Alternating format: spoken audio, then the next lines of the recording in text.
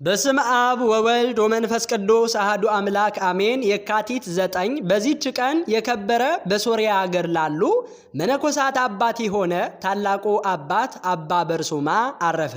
የዚህም ቅዱስ ወላጆቹ ሳምሲጥ ከሚባል አገር ሰዎች ውስጥ ናቸው። አንድ በዋሻ ውስጥ የሚኖር ሰው በእርሱ ላይ ትንቢትን ተናገረ። ከመወለዱ አስቀድሞ ለአባቱ እንዲህ አለው፣ የትሩፋቱ ዜና በሶርያ ሀገር ሁሉ የሚሰማ ጣዕም ያለው ፍሬ ካንተ ይወጣል። ከእርሱ የሚሆነውንም አስረዳው።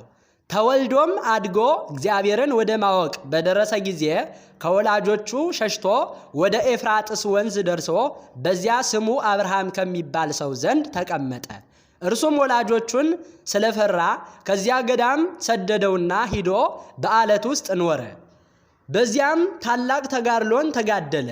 ወሬውም በሶርያ አገሮች ሁሉ በተሰማ ጊዜ ብዙዎች ደቀ መዛሙርት ወደ እርሱ ተሰበሰቡ። የዚያ ቦታ ውሃ ግን እጅግ መራራ ነበረ። በላዩ በጸለየ ጊዜ ተለውጦ ጣፋጭ ሆነ። እግዚአብሔርም በእጆቹ ድንቆች ተአምራቶችን አደረገ። ከእርሳቸውም በአንዲት ጊዜ ከደቀ መዛሙርቱ ጋር ከበዓቱ ርቆ ሳለ የፀሐይ መግቢያ ሰዓት ተቃረበ። የክብር ባለቤት ጌታችንን ኢየሱስ ክርስቶስን ለመነው። ወደ በዓቱም እስቲደርስ ያንን ጊዜ ፀሐይን አቆመለት። በሌላ ጊዜም እንዲህ ሆነ። ርአም የምትባል አገር ነበረች። ሰዎቿም ከሃዲዎች ናቸው። በላያቸውም ዝናብ ተከለከለ። በተጨነቁም ጊዜ ወደ ከበረ አባ በርሱማ መጥተው ለመኑት። እርሱም ገሰጻቸው፣ እንዲህ አላቸው፣ ከክህደታቸው ተመልሳችሁ በእግዚአብሔር ብታምኑ እርሱ ብዙ ዝናብን ያዘንብላችኋል። እነርሱም እናምንበታለን አሉት። በዚያንም ጊዜ ጌታችንን ለመነውና ብዙን ዝናብ ዘነበላቸው። የሀገሩ ሰዎችም ሁሉ በጌታችን አመኑ። እንዲሁም ሰዎቹ ከሃዲያን የሆኑ ሌላ ሀገሮች ነበረች። እነርሱም ገስጾ መክሮ አስተምሮ እግዚአብሔርን ወደ ማወቅ መለሳቸው። የጣዖቶቻቸውንም ቤቶች አፈረሰ። ይህም ቅዱስ ለራሱ ቦታ አዘጋጅቶ በዚያ ሳይቀመጥ 54 ዓመት ቆሞ ኖረ። ከመትጋትም የተነሳ ሲደክመው ከናሱ ግድግዳ ላይ ተደግፎ ያሸልባል። በየ7 ቀንም ይጾማል። የከበረ አባት አባ ስምዖን ዘአምድ ሊያየው ወዶ ወደ እርሱ ላከ። የትሩፋቱንና የቅድስናውን ዜና ከብዙዎች ሰዎች ሰምቶ ነበርና እርሱም ወደ አባ ስምዖን መጥቶ እርስ በርሳቸው በረከትን ተቀባበሉ። ከዚያ በኋላ ወደ ገዳሙ ተመለሰ። በሶርያ አገርም አስተማረ። በፊታቸውም ተአምራትን ባደረገ ጊዜ በትምህርቱ ብዙዎች አመኑ። ዳግመኛም ወደ ታችኛው ቴዎድሮስዮስ ንጉሥ ሂዶ በቀናች ሃይማኖት አጸናው። ንጉሡም ብዙ ገንዘብን ሰጠው። እርሱም ምንም አልወሰደም። በአንጾኪያም ሀገር በኤጲስቆጶሱ ሁሉ ላይ ስልጣን እንዲኖረው ንጉሡ ጻፈለትና ሐቲም ቀለበቱን ሰጠው። በከሃዲው ንስጥሮስ ምክንያት 200 ኤጲስቆጶሳት በኤፌሶን ከተማ በተሰበሰቡ ጊዜ ከእሳቸው ጋር ይህ ቅዱስ አለ። ከእርሳቸውም ጋር ንስጥሩን አወገዘው። ዳግመኛም በአንጾኪያ አገር ላሉ መኳንንት፣ መሳፍንት፣ ሹማምንት ሁሉም ይታዘዙለት ዘንድ ንጉሥ ደብዳቤን ጻፈለት። እርሱም በጎ ሥራን እንዲሰሩ በሃይማኖት እንዲጸኑ የሚያዝ ደብዳቤ በመጻፍ በንጉሥ ሐቲም ቀለበት እያተመ ለሀገሮቹ ሁሉ የሚልክ ሆነ። ክፉዎች ሰዎችም ጠሉት። በንጉሡም ዘንድ ነገር ሰሩበት። እንዲህም አሉት፣ እነሆ አባ በርሱማ እንደ ዓለም ሰው ሆኖ ይበላል፣ ይጠጣል፣ መልካም ልብስንም ይለብሳል። ንጉሡም ስለ አባ በርሱማ የተነገረውን ያረጋግጥ ዘንድ ከባለሟሎቹ አንዱን ላከ። የንጉሡም ባለሟል ወደ አባ በርሱማ በደረሰ ጊዜ በእርሱ ላይ ከተነገረው ምንም ያገኘው የለም። ከዚያ በኋላ ወደ ንጉሡ ወሰደው። ንጉሡም ቀድሞ ከሚያውቀው ከመንፈሳዊ ሥራው ልውጥ ሆኖ ያገኘው ነገር የለም። ንጉሡም ታላቅ ክብርን አከበረው፣ ወደ ቦታውም መለሰው። መናፍቁ ንጉሥ መርቀያንም የኬልቄዶንን ጉባኤ በሰበሰበ ጊዜ የንጉሥ አማካሪዎች አባ በርሱማን እንዳያስመጣ ንጉሡን መከሩት። እንደማይፈራና እንደማያፍር ለሰው ፊትም እንደማያዳላ ተከራክሮ ረትቶ እንደሚያስረታቸው እንደሚያሳፍራቸውም ስለሚያውቁ ነው። አንዱን ክርስቶስን ወደ 2 የከፋፈሉበት ይህ ጉባኤ በተፈጸመ ጊዜ የከበረ አባት አባ በርሱማ ተጣላቸው፣ ነቀፋቸው፣ ቃላቸውንም በመሻር አወገዛቸው። እነርሱም ወደ ንጉሡ ወነጀሉት፣ በጽሑፍም ከሰሱት። ንጉሡም ልኮ ወደ እርሱ አስቀረበው። ግን በላዩ ስላደረ መንፈስ ቅዱስ ጸጋ ሊቃወመው አልቻለም። ለሊቁ ቅዱስ ዲዮስቆሮስ ላይ ስለ አደረገችው ክፋት ንግሥቲቱን ረገማት። ከጥቂት ቀን በቀር አልኖረችም፣ በክፉ አሟሟትም ሞተች። ከዚያ በኋላ መናፍቃን የሚቃወሙት ሆኑ። ምእመናን እንዳይታዘዙለት ወደ ሀገሮች ሁሉ ጽፈው የሚልኩ ሆኑ። እነርሱ ግን አልተቀበሏቸውም፣ ለእርሱ መታዘዛቸውንም አልተውም። ዳግመኛም በጎዳና ሸምቀው ይገድሉት ዘንድ 200 መናፍቃን ሰዎች ከመናፍቃን ኤጲስቆጶሳት ጋር ተስማምተው ወደ እርሳቸው እንዲመጣና በአንድነት ወደ ቤተ ክርስቲያን እንዲሄዱ ሁነው ላኩበት። መጥቶም አብሮ በተጓዘ ጊዜ ደንጊያዎችን አንስተው ጣሉበት። ደንጊያዎቻቸውም ወደ ራሳቸው የሚመለሱ ሆኑ። በፍርሃትም ከርሱ ሸሹ። እግዚአብሔርም ከዚህ ዓለም እስረኝነት ሊያወጣው በወደደ ጊዜ መልአኩን ወደ እርሱ ልኮ ከ4 ቀን በኋላ ከዓለም እንደሚፈልስ ነገረው። በዚያንም ጊዜ በዙሪያው ወዳሉ አገሮች ምእመናንን ያጽናናቸው ዘንድ ረድኡን ላከው። እርሱም ሲዞር የመጥምቁ ቅዱስ ዮሐንስ ራስ ወደምትኖርበት ቦታ ደረሰና የከበረች የቅዱስ ዮሐንስን ራስ እጅ ነሳት። ስለ ከሃዲው ስለ ንጉሥ መርቀያን በማልቀስ ለመነ። እንዲህ የሚልም ቃል ከመጥምቁ ዮሐንስ ራስ ወጣ። አባ በርሱማ ወደ እግዚአብሔር ስለከሰሰው ያ መርቀያን ሞቷልና አትፍራ። የከበረ አባ በርሱማ ረድኡን ባረከውና በሰላም አረፈ። ከበዓቱም ደጃፍ ከምድር እስከ ሰማይ የሚደርስ የብርሃን ምሰሶ ተተክሎ ታየ። ምእመናንም ሁሉ ከሩቅ አይተው ወደ እርሱ መጡ፣ አርፎም አገኙት። ከሥጋውም ተባረኩ፣ በላዩም አለቀሱ። ከእርሱም ስለመለየታቸው እጅግ አዘኑ።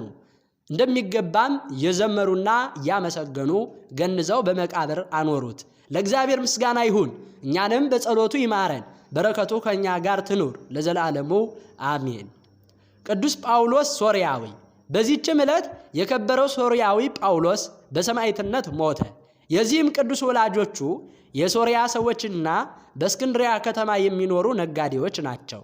ከዚህ በኋላ በእስሙናይን ከተማ የሚኖሩ ሆኑ። ወላጆቹም ሲሞቱ ብዙ ገንዘብ ተውለት። ከዚህ በኋላ ከሃዲያን ነገሥታትና መኳንንት በክርስቶስ የሚያምኑ ምእመናንን እንደሚያሰቃዩአቸውና እንደሚገድሏቸው ሰማ። በዚያንም ጊዜ ተነስቶ ገንዘቡን ሁሉ ለድሆችና ለችግረኞች በተነ። ከዚያ በኋላ የወደደውን መንገድ ይመራው ዘንድ ወደ እግዚአብሔር ወደ ክብር ባለቤት ጌታችን ኢየሱስ ክርስቶስ ጸለየ። ጌታችንም መልአኩን ሱሪያልን ላከ። እርሱም በክብር ባለቤት ክርስቶስ ስም የሚደርስበትን ስቃይ ሁሉ ነገረው። እነሆ ካንተ ጋር እንድኖር እንዳጽናናህም እግዚአብሔር አዞኛልና አትፍራ አለው። በዚያንም ጊዜ ተነስቶ ወደ እንዲናው ከተማ ሄደ። በመኮንኑም ፊት ቆሞ በክብር ባለቤት በጌታችን ኢየሱስ ክርስቶስ ታመነ። መኮንኑም ልብሱን አራቁተውም ይገርፉት ዘንድ አዘዘ። ይህንንም አደረጉበት። ከዚህ በኋላ በጎኖቹ ውስጥ መብራቶችን አስገብተው ለበለቡት፣ እሳት ግን አልነካውም። መኮንኑ ለጣዖት እንዲሰግድ ብዙ ገንዘብ አመጣለት። የተመሰገነ ጳውሎስም ወላጆቼ ሲሞቱ 17 የወርቅ አክሊላት ትተውልኝ ነበረ። ስለ ክብር ባለቤት ክርስቶስ ፍቅር ትቼ ለድሆች መጽውቼ ወደዚህ ወደ ተናቀ ገንዘብህ እንዴት እመለሳለሁ አለው። መኮንኑም ሰምቶ ብረቶችን በእሳት አግለው በአፉና በጆሮዎቹ እንዲጨምሩ አዘዘ። ይህንንም አደረጉበት። ሱሪያል መልአክም ወርዶ ዳሰሰውና አዳነው። ሁለተኛም እባቦችን በላዩ ሰደዱ፣ አልነኩትም። ምላሱንም ቆረጡ፣ ጌታችንም አዳነው። መኮንኑም ወደ እስክንድሪያ ከተማ በመሄድ ከእርሱ ጋር ወሰደው። የክብር ባለቤት ጌታችን ኢየሱስ ክርስቶስም በመርከብ ውስጥ ተገለጠለትና አጽናናው። የዚህም ቅዱስ ኤሲ የሚባል ወዳጅ አለው። እህቱ ቴክላም ጌታችንም ሥጋው ከሥጋው ነፍሱ ከነፍሳቸው ጋር እንደሚሆን ነገረው። ያን ጊዜ እሊህ ቅዱሳን በእስክንድሪያ ከተማ በእስር ቤት ነበሩ። የከበረ ጳውሎስም ወደ እርሳቸው በደረሰ ጊዜ እርስ በርሳቸው ተሳሳሙ። በመገናኘታቸውም ነፍሳቸው ደስ ብሏት እግዚአብሔርን አመሰገኑት። መኮንኑም ወደ እንዲናው ከተማ በሚመለስ ጊዜ የቅዱስ ጳውሎስን ራስ ቆርጠው ሥጋውን ከጥልቅ ባህር ወረወሩ። የሰማዕትነትን አክሊል በመንግሥተ ሰማያት ተቀበለ። ምእመናንም ሥጋውን በስውር ወስደው በአማሩ ልብሶች ገነዙት፣ በእነርሱም ዘንድ አኖሩት። ከእነርሱም ድንቆች ተአምራቶች ተገለጡ። ለእግዚአብሔር ምስጋና ይሁን፣ እኛንም በጸሎቱ ይማረን፣ በረከቱም ከእኛ ጋር ትኑር ለዘለዓለሙ በእውነት አሜን። በዚህችም ቀን የከበረ ሰማዕት ጴጥሮስ መታሰቢያው ነው። ለእግዚአብሔር ምስጋና ይሁን አሜን። የካቲት 9 ቀን የሚከበሩ ዓመታዊ የቅዱሳን በዓላት አባ በርሱማ ሶርያዊ፣ ለሶርያ መነኮሳት ሁሉ አባት። አቡነ እስትንፋሰ ክርስቶስ ኢትዮጵያዊ፣ የመነኮሳት በዓል። ቅዱስ ጳውሎስ ሶርያዊ ሰማዕት፣ ቅዱስ ጴጥሮስ ሰማዕት። ወርሃዊ በዓላት 318ቱ ቅዱሳን ሊቃውንት ርቱዓነ ሃይማኖት ዘኒቅያ። የብሔረ ብፁዓን ጻድቃን አባ መልከ ጼዴቅ ዘሜዳ ኢትዮጵያዊ፣ ቅዱስ ዞሲማስ ጻድቅ ዓለመ ብፁዓንን ያየ አባት። ምን ይዤ ወደ እግዚአብሔር ፊት ልምጣና በልዑል አምላክ ፊት ልስገድ? የሚቃጠለውን መሥዋዕትና የአንዱን ዓመት ጥጃ ይዤ በፊቱ ልምጣን?